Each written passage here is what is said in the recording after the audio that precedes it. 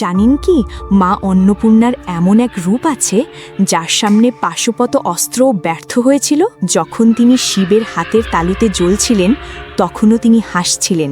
কাশীতে সেই রাতে আকাশ রক্তের মতো লাল হয়ে গিয়েছিল, পৃথিবী কাঁপছিল, সূর্য ও চন্দ্র ভয় লুকিয়ে পড়েছিল। ইনি ছিলেন মা অন্নপূর্ণার এক নিষিদ্ধ রূপ, ভূতেশ্বরী, যার সৃষ্টি হয়েছিল অসুর বিনাশে, কিন্তু আজ তিনি নিজেই সৃষ্টিকে ধ্বংস করতে উদ্যত।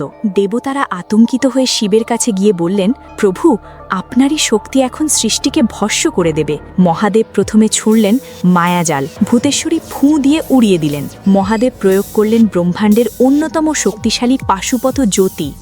দেবী সেই আগুনকে গয়নার মতো গায়ে জড়িয়ে নিলেন এবং আরও ভয়ঙ্কর হয়ে উঠলেন। তৃতীয় চেষ্টায় শিব চোখ বন্ধ করতেই তার ভেতর থেকে উঠে এলো কালাগ্নি রুদ্রের ধ্বনি। এটি ব্রহ্মাণ্ডের আদি শক্তি, যা অশান্ত শক্তিকে শান্ত করে। কিন্তু ভূতেশ্বরী সেই নিনাদকেও ভেদ করে নৃত্যে মগ্ন রইলেন। উপায় না দেখে মহাদেব শান্ত হলেন এবং তার তৃতীয় চোখ হালকাভাবে খুলল।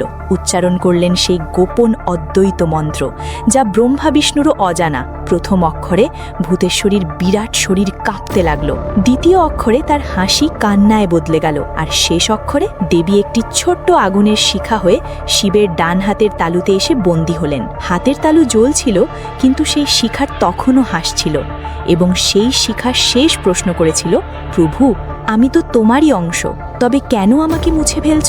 শিব সেদিন উত্তর দেননি, কিন্তু সেই মুহূর্তেই তিনি এক যুগের সমান শক্তি খরচ করে চিরতরে মুছে দিয়েছিলেন ভূতেশ্বরীর নাম। যদি সত্যিই মহাদেবের ওপর বিশ্বাস থাকে, তাহলে ভিডিওটি লাইক ও সাবস্ক্রাইব করুন।